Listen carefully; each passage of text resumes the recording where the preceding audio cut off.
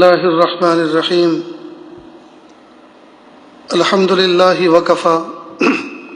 وسلام على عباده الذين اصطفى أما بعد أعوذ بالله من الشيطان الرجيم بسم الله الرحمن الرحيم وذكر فإن الذكرى تنفع المؤمنين سبحان ربك رب العزة عما يصفون وسلام على المرسلين والحمد لله رب العالمين اللهم صل على سيدنا محمد وعلى آل سيدنا محمد وبارك وسلم اللهم صل على سيدنا محمد وعلى آل سيدنا محمد وبارك وسلم اللهم صل على سيدنا محمد وعلى آل سيدنا محمد وبارك وسلم۔ رمضان المبارک کی 4 تاریخ ہے، سن 1441 ہجری ہے۔ ماہ اپریل کی 28 تاریخ ہے،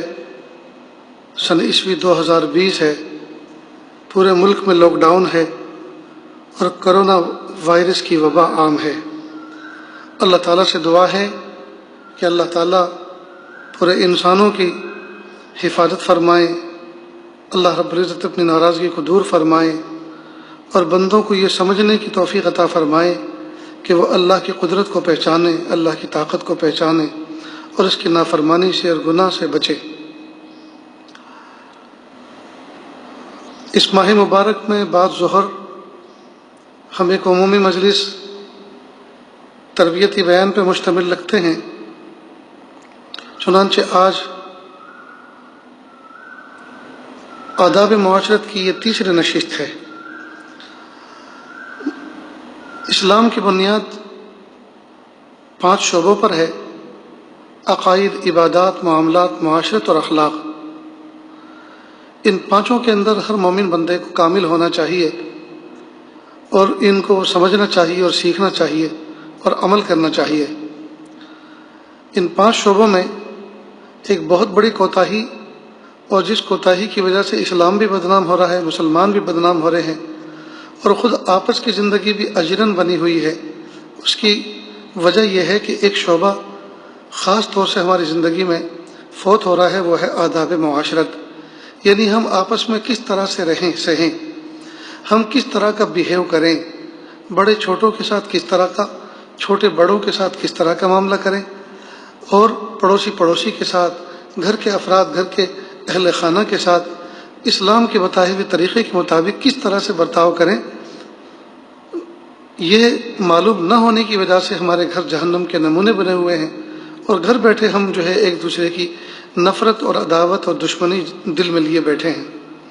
اللہ ہم سب کی اصلاح فرمائے۔ میرے سامنے ایک کتاب ہے، اصلاحی نصاب، حضرت تھانوی رحمۃ اللہ علیہ کی ترتیب دی ہوئی ہے۔ اس میں حضرت نے مختلف رسائل جمع فرمائے ہیں، کتابچے جمع فرمائے ہیں۔ ان میں سے ایک ہے آداب المعاشرت۔ اس میں حضرت نے بہت سارے آداب نمبر وائز ذکر فرمائے ہیں، تو یہ عاجز کچھ نہ کچھ آداب اس میں سے پڑھ کر سناتا ہے اور اس سے متعلق کوئی بات، تجربے کی کوئی بات، یہ مطالعے کی کوئی بات، یہ سمجھنے سمجھانے سے متعلق کوئی بات ہوتی ہے تو یہ عاجز اس کو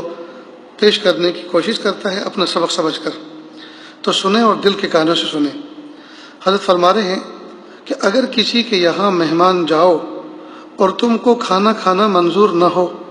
خواہ تو اس وجہ سے کہ کھا چکے ہو یا روزہ ہو یا کسی وجہ سے بھی کھانے کا ارادہ نہ ہو، تو فوراً جاتے ہی ان کو اطلاع کر دو کہ میں اس وقت کھانا نہ کھاؤں گا۔ ایسا نہ ہو کہ وہ انتظام کرے اور انتظام میں ان کو تکلیف بھی ہو، پھر کھانے کے وقت ان سے یہ اطلاع کرو کہ میں کھانا نہیں کھاؤں گا، تو یہ سب اہتمام اور وہ کھانا یہ سب ضائع ہی گیا۔ اس کو ذرا اچھی طرح سے سمجھ لیں۔ کئی مرتبہ ہم لوگ کسی کے یہاں مہمان ایسے وقت پر بنتے ہیں کہ جو کھانا کھانے کا وقت ہوتا ہے، کھانا کھانے کا وقت ہوتا ہے، لیکن ہم جب ان کے یہاں مہمان بنتے ہیں تو کھانا راہ میں کہیں کھا کے جا چکے ہوتے ہیں، یا کہیں راستے میں کسی جگہ دعوت تھی، وہاں دعوت کھا کر پھر کسی کے یہاں مہمان بنتے ہیں۔ لیکن جب تک ہم جس کے یہاں مہمان پہنچے ہیں کھانا کھا کر، جب تک ہم اظہار نہیں کریں گے، بتائیں گے نہیں، تو وہ تو یہ فوراً یہی سوچیں گے کہ یہ وقت کھانے کا ہے اور کھانا پیش کیا جاتا ہے، لہذا پوچھنے کا کیا مطلب، وہ فوراً اہتمام کریں گے۔ ہر آدمی اپنے گھر میں دال روٹی چٹنی روٹی عام طور پر کیسے بھی گزارا کر لیتا ہے، لیکن جب کوئی مہمان آتا ہے تو اس کے لیے اس کو کچھ ماسوا اہتمام کرنا ہوتا ہے۔ اب روٹین کے طور پہ آپ کھا رہے تھے، فوراً خیال آیا کہ مہمان آ گئے، ہم تو دال روٹی کھا رہے تھے، ہم تو چٹنی روٹی سے کھا رہے تھے، اب مہمان آئے ان کے لیے تو کچھ کرنا پڑے گا اکرام۔ اب فوراً آپ نے کسی کو ہوٹل بھیجا، کھانا منگوایا، اور حال یہ ہے کہ جب ان کے سامنے کھانا چنا گیا تو کہا کہ ہاتھ دھو لیجیے، کھانا تیار ہے، دسترخوان طے کر کہ میں تو کھا کر آیا ہوں۔ تو حضرت فرما رہے ہیں کہ اگر آپ کسی کے یہاں مہمان بنو، یا تو آپ پہلے سے کھا کر گئے ہوں، یا یہ کہ کھانے کی حاجت نہ ہو، طبیعت ٹھیک نہ ہو، یا یہ کہ آپ روزے سے ہوں، تو آپ جاتے کے ساتھ ہی پہلے ہی کہہ دیں کہ دیکھو بھائی ملاقات کے لیے 1 گھنٹے کے لیے 2 گھنٹے کے لیے آیا ہوں، اور کھانے کی بالکل فکر نہ کریں، کھانا میں کھا چکا ہوں، یا کھانا کھانے کا بالکل ارادہ نہیں ہے، طبیعت ٹھیک نہیں ہے، دوائی کھائی ہوئی ہے، پرہیز چل رہا ہے، یہ کہ میں روزے سے ہوں۔ اب دیکھیے، اب یہ 2 جملے بیٹھتے کے ساتھ ہی جاتے ہی آپ نے سلام کلام کے بعد کہہ دیے تو سامنے والوں کا دل دماغ بالکل فارغ ہو گیا۔ اب جتنا وقت وہ آپ کے ساتھ بیٹھیں گے، دل و جان کے ساتھ آپ کی بات سنیں گے، آپ کے ساتھ بیٹھیں گے، تو اس کا خاص اہتمام کرنا چاہیے۔ حضرت مولانا سید ذوالفقار صاحب رحمۃ اللہ علیہ، جو دارالعلوم فلاح دارین ترکیسر کے سابق شیخ الحدیث تھے، اللہ تعالیٰ ان کی قبر کو نور سے منور فرمائے، سادات میں سے تھے اور بڑی نسبت کے تھے۔ اللہ پاک نے ان کو عجیب دل عطا فرمایا تھا، عجیب تربیت کی شان عطا فرمائی تھی، گفتگو کے سلیقہ عطا فرمایا تھا، اور بہت بڑا اللہ پاک نے ان کو علم عطا فرمایا تھا۔ گھر میں اکیلے رہتے تھے۔ اصل میں اکیلے رہنے کی وجہ یہ تھی، شادی شدہ تھے، بچے تھے۔ حضرت رہنے والے تھے MP کے، مدھیہ پردیش کے، اور گجرات کے اندر خدمت انجام دیتے تھے، اور اہل خانہ کو ایک بھی دن اپنے ساتھ نہیں رکھا۔ اصل میں جب یہ چھوٹے سے تھے تو بچپن میں ان کی والدہ فوت ہو گئی، تو ان کے والد نے ان کی تربیت کے خاطر دوسرا نکاح نہیں کیا کہ دوسری آئے گی تو پتہ نہیں اس بچے کے ساتھ کس طرح کا معاملہ کرے، لہٰذا اپنے بچے کی تربیت کی خاطر جذبات کی قربانی دی اور دوسرا نکاح نہیں کیا۔ اور حضرت بڑے سمجھدار تھے، بچپن ہی سے فرماتے تھے کہ جب میں پڑھنے کے لیے دارالعلوم دیوبند جایا کرتا تھا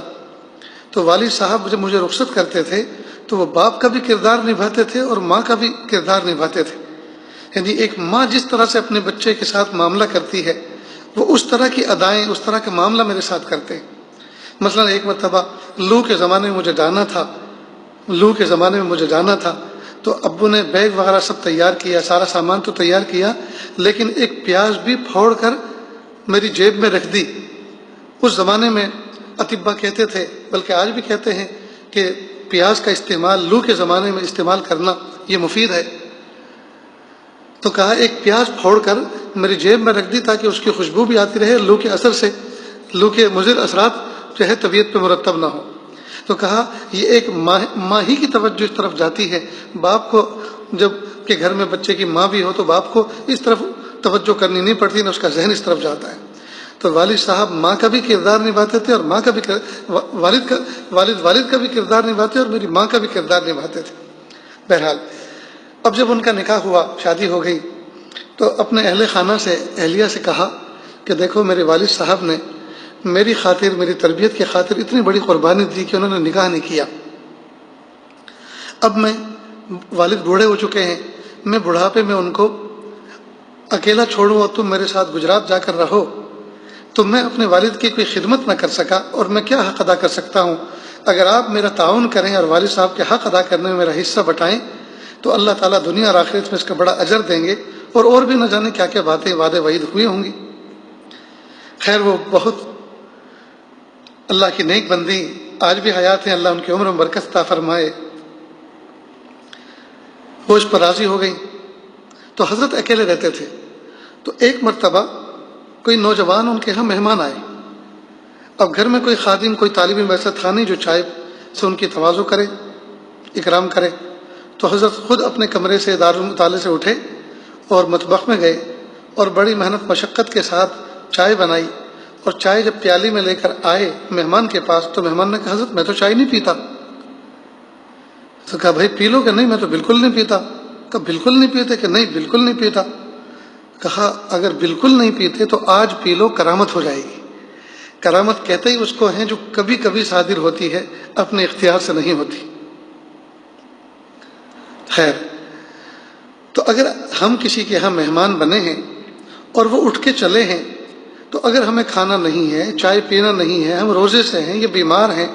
تو چلتے چلتے فوراً اتنا کہہ دیں کہ دیکھو کوئی تکلف نہ کریں، مجھے صرف مٹکے کا پانی پلا دیں، صرف پانی پینے کی تمنا ہے اور ہر چیز سے میں فارغ ہوں یا بیمار ہوں، یہ کہ مجھے کسی چیز کی ضرورت نہیں ہے، گھر میں جا کے کسی کو تکلیف میں پریشانی میں مبتلا نہ کریں، تو آپ میرے پاس بیٹھے، کچھ بات کہنے کے لیے میں آیا ہوں وہ سن لیجئے، کچھ مشورہ کرنے آیا ہوں وہ چلا جاؤں گا، میرا روزہ ہے۔ تو غرض یہ کہ جب ہم کسی کے مہمان بنیں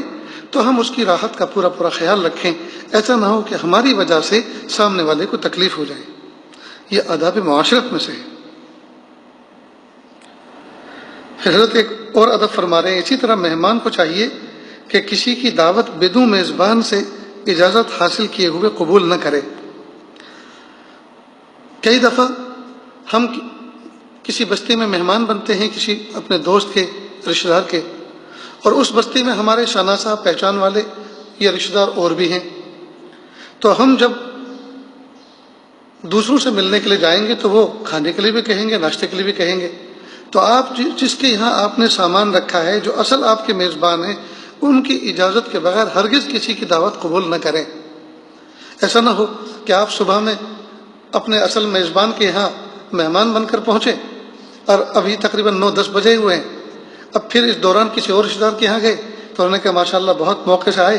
آج تو گھر میں بھی کچھ اور بھی مہمان ہیں اور بریانی بن رہی ہے، مثلاً فلاں ہے فلاں ہے، رات ساتھ میں کھانا ہے، تو آپ نے بھی خوشی خوشی کہتے ٹھیک ہے بہت اچھا۔ اللہ کے بندے بہت اچھا تو کہہ دیا، اس کا کیا ہوگا؟ جن کے یہاں اصل آپ مہمان بنے ہیں انہوں نے جو خرچ کیا ہے، جو اہتمام کیا ہے، اس کا کیا ہوگا؟ لہٰذا ہرگز دوسرا آدمی چاہے بریانی بنائے یا درمیانی بنائے، کچھ بھی بنائے، وہ کوئی بھی لالچ دے کہ میرے یہاں مہمان آئے ہیں، بڑی پارٹی ہے، بڑی دعوت ہے، وہ کچھ بھی کہے، فوراً کہیں کہ دیکھو میں کسی کے یہاں شروع میں آیا ہوں، میرا سامان بھی وہیں رکھا ہے اور انہوں نے یقیناً میرے کھانے کا اہتمام کیا ہوگا اور کر رہے ہوں گے، لہٰذا پہلے میں ان سے پوچھ لوں یا ان سے اطلاع کر لوں یا آپ ان سے اجازت لے لیں۔ غرض یہ کہ اصل میزبان کی اطلاع اور اجازت کے بغیر ہرگز کسی دوسرے کی دعوت اور ناشتہ قبول نہ کریں، ورنہ پہلے کو بڑی تکلیف ہوگی۔ ایک اور ادب حضرت تھانوی رحمۃ اللہ فرما رہے ہیں، کوئی حاجت لے کر کہیں جائے تو موقع پا کر فوراً اپنی بات کہہ دے، انتظار نہ کرائے۔ بعض آدمی پوچھنے پر تو کہہ دیتے ہیں کہ صرف ملنے آئے ہیں، جب وہ بے فکر ہو گئے اور موقع بھی نہ رہا، اب کہتے ہیں کہ ہم کو کچھ کہنا ہے، تو اس سے بہت اذیت ہوتی ہے۔ اس کو ذرا سمجھیں، ہم کسی آدمی سے ملاقات کے لیے گئے، وہ تنہا بیٹھے ہیں، سلام کلام ہو گیا، اب انہوں نے پوچھا کیسے آنا ہوا، اب ظاہر ہے کہ وہ فارغ بھی بیٹھے ہیں، آپ سے پوچھ بھی رہے ہیں، موقع بھی ہے، تو آپ جب انہوں نے پوچھا کیسے آنا ہوا تو آپ اپنا مقصد اور کام بتلا دیں، یہ نہ کہیں کہ بس ایسے ہی ملنے کے لیے آئے تھے۔ اب یوں تو کہہ دیا، اب ان کا درس شروع ہوا، وہ کوئی استاذ تھے یا وہ کوئی شیخ وقت تھے، ان کے پاس لوگ ملنے کے لیے آنا شروع ہوئے، یا وہ ایسے کثیر المشاغل آدمی ہیں کہ لوگ ان سے مشورے لیتے ہیں۔ اب بس یہ جس وقت آپ آتے کے ساتھ ہی ان سے ملے تھے، وہ وقت تو تنہائی میں فارغ بیٹھے تھے، اب اس کے بعد ان کی مصروفیت شام تک شروع ہوتی ہے، اب آپ ان سے مصروفیت کے وقت کہنے ذرا ایک کام تھا، تو حضرت فرما رہے ہیں کہ اس طرح کی بات کہنے سے بہت شدید تکلیف ہوتی ہے، اس لیے کہ جب پوچھا گیا تھا اس وقت تو بتایا نہیں، اس وقت ہم بھی موڈ میں تھے اور آپ کے پاس بھی وقت تھا، تنہائی بھی تھی، اور اس وقت اس کام کا انجام دینا بھی بہت آسان تھا جو آپ کہنے جا رہے ہیں، اور اب آپ جو ہیں جب ہم اتنے تھک چکے، اتنے سارے لوگ ہمارے پاس بیٹھے ہیں، تسلسل لگا ہوا ہے کاموں کا، اب آپ اپنی کہانی سنانے بیٹھے ہیں، تو یہ چیز ٹھیک نہیں ہے۔ تو جب ہم کسی کے پاس پہنچیں اور ان کو فارغ پائیں اور موقع مناسب ہو تو اب تاخیر نہ کریں، فوراً کہہ دیں کہ میرا آنے کا مقصد یہ ہے کہ مجھے آپ سے ایک مشورہ کرنا ہے، یا ایک کام سے میں آیا تھا، آپ اجازت دیں تو وہ کام سناؤں، بتلاؤں۔ پھر حضرت فرما رہے ہیں، کوئی چیز کئی شخصوں کے استعمال میں آتی ہے تو جو شخص اس کو اٹھائے، استعمال میں لائے، کام کر کے بعد فراغ جس جگہ سے اٹھائی تھی وہیں ہی رکھ دے، اس کا بہت اہتمام کرے۔ کئی طور پر ہاسٹل ہوتے ہیں یا روم پارٹنر ہوتے ہیں، ایک جگہ کہیں کام کرتے ہیں، کئی آدمی لوگ، کئی افراد ہوتے ہیں اس روم میں رہتے ہیں، روم پارٹنر۔ اب مثال کے طور پر ایک بالٹی ہے اور دروازے کے پاس جو پہلا پلنگ ہے وہ اس کے نیچے رکھی جاتی ہے، وہی رکھی رہتی ہے۔ تو جب اس کی ایک جگہ متعین ہے تو اسی جگہ پہ جو بھی استعمال کرے، استعمال کرنے کے بعد وہیں رکھیں، تاکہ کسی بھی آدمی کو ضرورت ہو تو اس کا ذہن اسی طرف جائے کہ وہاں رکھی ہوئی ہے۔ اب 3-4 دن تک تو برابر ایک جگہ رکھی، اب چوتھے 5ویں دن جو ہے کوئی اور آدمی استعمال کرنے گیا، اس نے ہٹا کے دوسری جگہ رکھ دی۔ اب اگر روزانہ روٹین میں استعمال کرنے والوں کو جب ضرورت پیش آئی بالٹی کی تو وہ تو ڈھونڈتے پھریں گے، تو کتنی زحمت ہوگی۔ تو جو چیز مشترک ہوتی ہے، مشترک استعمال ہوتی ہے، بہت سارے لوگوں کے افراد کے اندر استعمال ہوتی ہے، تو ہر آدمی کو چاہیے کہ اس کی جو جگہ متعین ہے استعمال کرنے کے بعد وہیں رکھ دے۔ اسی طرح کچن میں مثال کے طور پر ماچس ہوتا ہے۔ اب ماچس ایسی چیز ہے کہ گیس کے درمیان میں عام طور پر گیس کے چولہے کے قریب میں اس کو رکھا جاتا ہے، کسی ڈبی کے اندر یا کسی کٹوری کے اندر، کسی برتن کے اندر، ایسی زمین پہ تو نہیں رکھتے، اس میں رکھتے ہیں تاکہ اس پہ نمی کا اثر نہ آ جائے، رکھیے۔ اب اس کی جگہ ایک متعین ہونی چاہیے تاکہ کسی کو بھی کبھی بھی ضرورت ہو، دن میں یا رات میں، صبح میں یا شام میں، فوراً وہ چیز سامنے ہو۔ اب اٹھا کے اگر کوئی دائیں بائیں رکھ دے، اوپر نیچے رکھ دے تو ظاہر ہے کتنی تکلیف ہوگی۔ یہی حضرت مولانا سید ذوالفقار صاحب رحمۃ اللہ علیہ، جن کا تذکرہ اس حاضر نے آپ کے سامنے ابھی بیان کیا، ایک مرتبہ یہ عاجز کلکتہ کے کوئی مہمان آئے ہوئے تھے اپنے بچے کو پہنچانے کے لیے فلاح دارین میں داخل کرانے کے لیے۔ ان کو لے کر یہ عاجز حضرت سید مولانا ذوالفقار صاحب رحمۃ اللہ علیہ کے ہاں ملاقات کے لیے حاضر ہوا، پہنچا۔ عشاء کے بعد کا وقت تھا اور حضرت چونکہ جیسا کہ ذکر کیا اکیلے رہتے تھے، اہل خانہ ساتھ نہیں ہوتے تھے۔ اب لائٹ چلی گئی، حضرت نے فرمایا کہ جاؤ بیٹا کچن کے اندر جاؤ اور وہاں کہیں ماچس ہوگا لے کر آؤ۔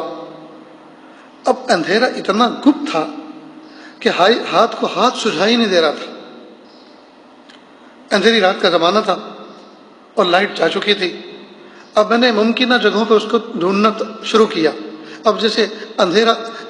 جیسے اندھا آدمی جو ہے ٹامک ٹوئیاں مارتا ہے، ہاتھ کا اشارہ کرتا ہے، میں نے اندھیرے میں اس طرح سے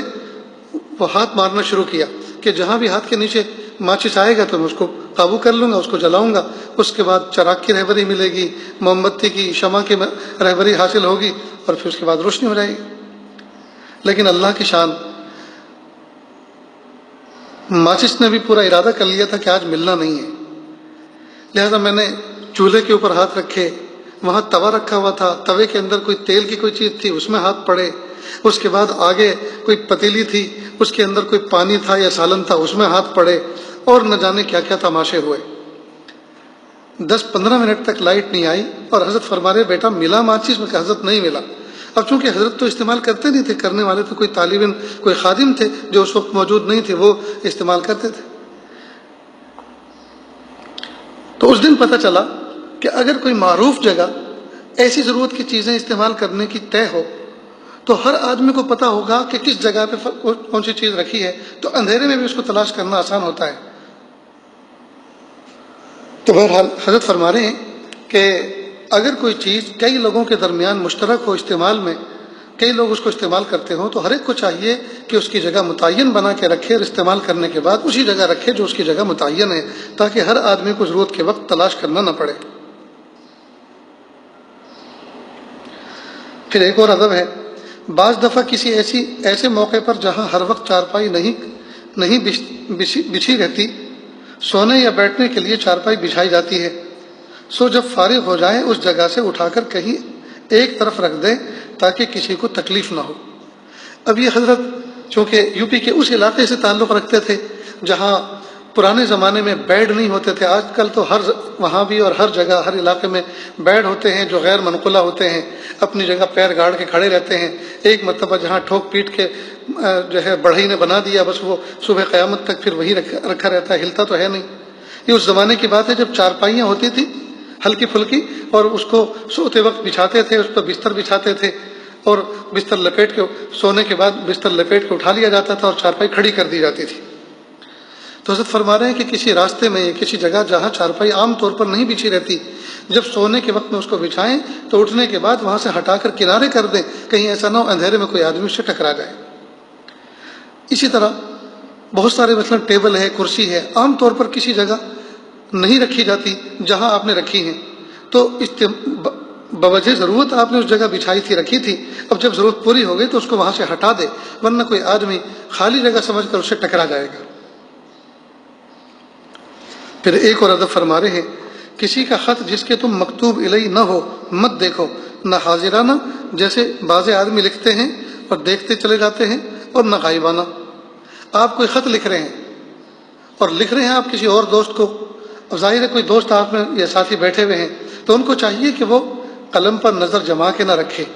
یعنی عبارت کو پڑھتا نہ جائے کہ وہ کیا لکھ رہے ہیں، اس لیے کہ آپ تو مخاطب ہیں نہیں، وہ تو کوئی اور مخاطب ہے، اس میں کچھ راز کی باتیں ہیں۔ تو حاضرانہ یعنی اس وقت جس وقت وہ لکھ رہے ہیں لائیو اس وقت بھی نہ دیکھیں، اور غائبانہ یعنی وہ لکھ چکے ہیں، لکھ کر رکھے ہوئے ہیں اور وہ آدمی لکھنے والے وہاں موجود بھی نہیں ہیں، آپ ان کی جگہ بیٹھے اور ٹیبل پر سے آپ نے خط اٹھایا، اس کو کھولا اور پڑھنا شروع کر دیا، تو یہ غائبانہ پڑھنا ہوا، تو یہ جائز نہیں ہے۔ اسی طرح کسی کے سامنے کاغذات رکھے ہوں ان کو اٹھا کر مت دیکھو، شاید وہ شخص کسی کاغذ کو تم سے پوشیدہ کرنا چاہتا ہے، گو وہ چھپا ہوا کیوں نہ ہو، وہ چھپا ہوا کیوں نہ ہو، کیونکہ بعض دفعہ وہ اس کو پسند نہیں کرتا کہ اس کاغذ کا اس شخص کے پاس ہونا تم کو معلوم ہو۔ کئی مرتبہ آفس ہوتے ہیں، اس میں چیک بک بھی رکھی رہتی ہے، اس میں چندے کی بک بھی رکھی رہتی ہے، اس میں ایڈریس کی ڈائری بھی رکھی رہتی ہے، اور نہ جانے کیا کیا بل ہوتے ہیں، اور نہ جانے کیا کیا راز کی چیزیں ہوتی ہیں۔ اب ہر آدمی جو اپنے دفتر میں آفس میں بیٹھا ہوا ہے تو وہ اپنے دائیں بائیں وہ ضروری چیزیں لے کر بیٹھا ہے جس سے اس کو وابستگی ہے۔ اب ہم اس کے پاس ملاقاتی بن کر گئے، اب ہم کبھی چیک بک دیکھ رہے ہیں، کبھی ان کی بل بک دیکھ رہے ہیں، کبھی ان کی ڈائری دیکھ رہے ہیں، کبھی کوئی کاغذ اٹھا رہے ہیں، اب ان کو انتہائی گرا گزر رہا ہے۔ اب آپ بڑے اتنے ہیں کہ وہ آپ کو منع بھی نہیں کر سکتے، یا وہ رشتے میں اس طرح کے لگتے ہیں کہ وہ مروت کے خلاف سمجھتے ہیں، لیکن اس بات پر وہ اندر ہی اندر کڑ رہے ہیں کہ میرے راز پر باخبر ہو رہے ہیں۔ تو یہ چیز بالکل مناسب نہیں ہے۔ کسی کے بھی دفتر میں جاؤ، کسی کے بھی گھر میں جاؤ، کوئی بھی کتاب کوئی چیز رکھی ہو تو آپ ہرگز اس کو اجازت کے بغیر مت اٹھاؤ۔ کتاب بھی دیکھنی ہے تو اجازت لو، اس لیے کہ ہو سکتا ہے کتاب کے نیچے کوئی راز رکھا ہوا ہے، کتاب کے نیچے کوئی کاغذ رکھا ہوا ہے۔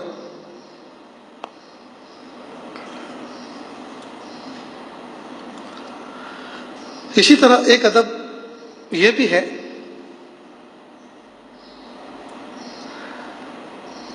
کہ اگر ہم کسی بستی میں مہمان بنے اور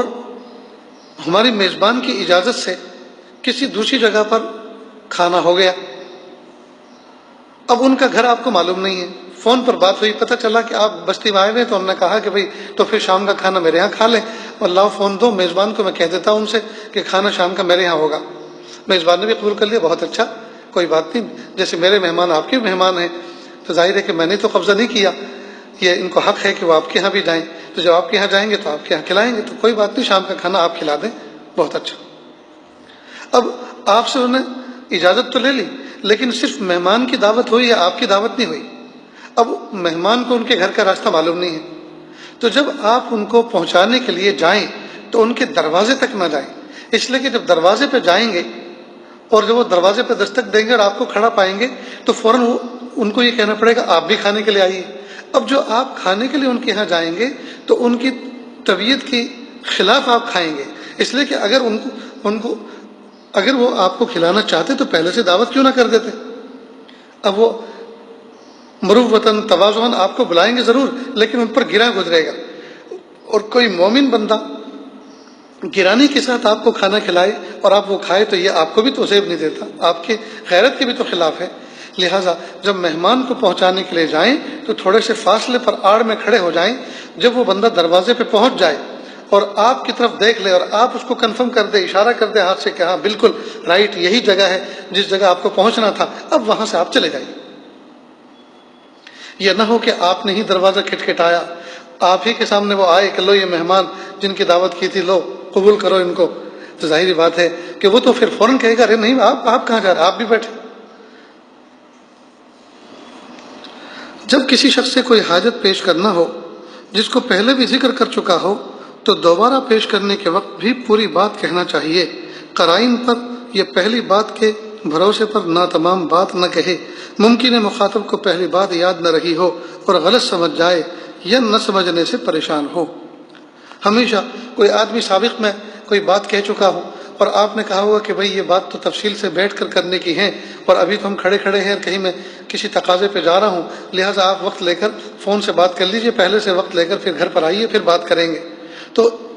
اب جب آپ فون پر ان سے وقت لے کر ان کے پاس پہنچیں تو آپ جب بات کریں تو پوری بات کریں۔ وہ جو چند روز پہلے راستے میں چلتے ہوئے کچھ بات کہہ دی تھی آپ نے، اس کے آگے بات کہنا شروع نہ کریں، ورنہ اس آدمی کو تکلیف ہوگی۔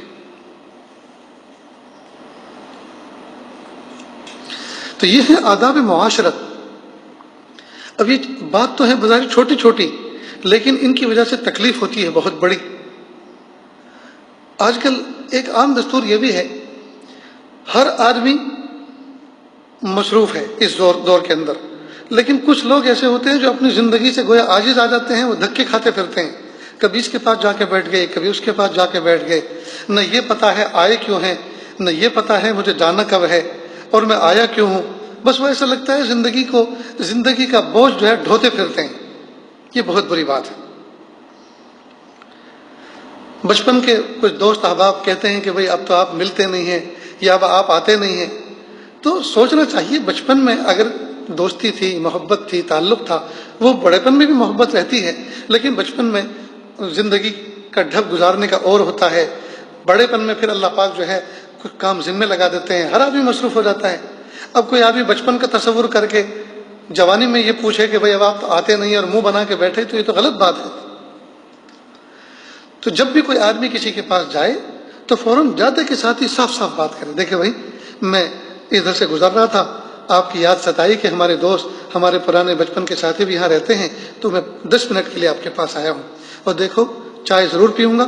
لیکن کسی چیز کا اور اہتمام نہ کریں، اس لیے کہ کھانا کھا کر آیا ہوں اور پیٹ بھر کے آیا ہوں، لہذا کوئی چیز کا آپ اہتمام کریں گے تو سب ضائع جائے گا، اس لیے بہتر یہ ہے کہ صرف چائے بنوا دیں۔ تو بے تکلفی کے ساتھ آپ کہہ رہے ہیں۔ یا اسی طرح آپ جس کے ہاں گئے ہیں بڑی خستہ حالت میں ہیں، تو آپ چائے بھی کہیں گے تو اس بندے کے لیے تو چائے کا انتظام کرنا بھی بڑا مشکل کام ہوگا، تو آپ ان سے کہیں دیکھو یار مٹکے کے پانی کے لیے بڑا ترس رہا ہوں، ہر جگہ فریج کا پانی ملتا ہے، ہر جگہ آئس کریم، ہر جگہ شربت ملتے ہیں، تھک گیا ہوں میں مٹکے کے پانی کے لیے ترس رہا ہوں، بس مجھے مٹکے کا پانی پلا دیں۔ اب ظاہر ہے اس کے ہاں تو مٹکے کے علاوہ ہے کیا؟ اب جب مٹکے کا پانی آپ کو پیش کرے گا تو اس کا بھی دل خوش ہو گیا کہ میں نے اپنے مہمان کو، اپنے دوست کو وہ چیز پیش کی جو کوئی نہیں پیش کر سکا۔ حالانکہ آپ کو مٹکے کے پانی کا شوق نہیں تھا، اصل تو اس کی غربت پہ پردہ رکھنا تھا۔ اس کا اہتمام کرنا چاہیے۔ کئی مرتبہ دینی سفر میں یا عاجز سفروں میں جاتا ہے اور بہت سے لوگ اپنے گھروں میں بلاتے ہیں، ایک بستی میں جب جانا ہوتا ہے وعظ کے لیے، نصیحت کے لیے، بیان کے لیے، تو بہت سے لوگ اپنے گھر پہ بھی لے جاتے ہیں، تو اس میں کچھ لوگ ایسے بھی ہوتے ہیں جن کی وضاحت اور گھر میں انٹر ہوتے کے ساتھ ہی پتہ چل جاتا ہے کہ ان کے یہاں کیا کچھ ہوگا، تو غربت نظر آتی ہے کھلی آنکھوں سے۔ تو ایسے موقع پر ہم پردہ رکھنے کے لیے کہہ دیتے ہیں دیکھو بھائی نہ چائے، نہ کسی قسم کا کوئی تکلف، کوئی پریشان ہونے کی ضرورت نہیں ہے، ہمیں ایک چیز کی ضرورت ہے، مجھے امید ہے کہ وہ ضرورت آپ کے یہاں پوری ہوگی، اور تمنا یہ ہے کہ مٹکے کے پانی پینے کی تمنا ہے۔ زمانہ ہو گیا مٹکے کا پانی پیے ہوئے، کہیں ملتا ہی نہیں ہے، ہر جگہ سے فریج کی بوتلیں نکال کے لاتے ہیں۔ اگر وہ سہولت آپ کے یہاں تو دے دیں، ظاہر ہے کہ اس کے یہاں تو اسی کی سہولت ہے، اس بیچارے کے یہاں تو فریج کی ہوا تک نہیں لگی۔ اب وہ بندہ خوش ہوتا ہے اور پھر کہتا پھرتا ہے کہ میں نے ایسی چیز سے تواضع کی تھی کہ ان کا دل خوش ہو گیا، حالانکہ مٹکے کے پانی کی حقیقت میں ضرورت نہیں تھی، اصل تو یہ تھا کہ ان کی غربت پہ پردہ رکھنا تھا اور ان کی ہمت افزائی کرنی تھی اور ان کو احساس کمتری سے نکالنا تھا، کہ ان کو جو اس بات کا احساس کھا رہا تھا کہ حضرت تو سب کے یہاں آتے ہیں، سب ان کا اکرام کرتے ہیں، میرے پاس تو کوئی ایسی چیز نہیں تھی میں اکرام کروں، تو یہ جو اندر ہی اندر غم کھاتا رہتا ہے، اس کو غلط کرنا ہوتا ہے۔ غرض یہ کہ ہم معاشرت میں، رہن سہن میں، بیہیو میں، برتاؤ میں اس طرح کا معاملہ کریں کہ ہم کسی کے لیے بوجھ بھی نہ بنیں اور کوئی بندہ ہماری ذات کو بوجھ نہ سمجھے۔ اللہ تعالیٰ سے دعا ہے کہ اللہ رب العزت ہمیں ایسا بنا دے ہم اللہ کو پسند آ جائیں اور اس دھرتی پر، اس دنیا میں اس طرح سے زندگی گزاریں جس طرح سے زندگی گزارنا اللہ کو پسند ہے۔ وآخر دعوانا ان الحمد للہ رب العالمین۔ بسم اللہ الرحمن الرحیم اللہم صلی علی سیدنا محمد وعلی آل سیدنا محمد وبارک وسلم لا احصی ثناء علیک انت کما اثنیت علی نفسک رب اغفر وارحم وانت خیر الراحمین حسبی اللہ لا الہ الا ہو علیہ توکلت هو رب العرش العظیم۔ اللہ جی ہم ظاہر میں آپ کے بندے اور بندیاں ہیں، حقیقت میں نہایت گندے ہیں۔ اللہ ہمارے دلوں کی گندگی کو دور فرما، ہمیں اپنی بندگی کا سلیقہ عطا فرما، شرمندگی والے کاموں سے ہماری حفاظت فرما، برے دن سے، بری بات سے، بری رات سے، برے انجام سے ہماری حفاظت فرما، سوء خاتمہ سے ہماری حفاظت فرما۔ اللہ جی ہمیں ایسا بنا دیجئے ہم آپ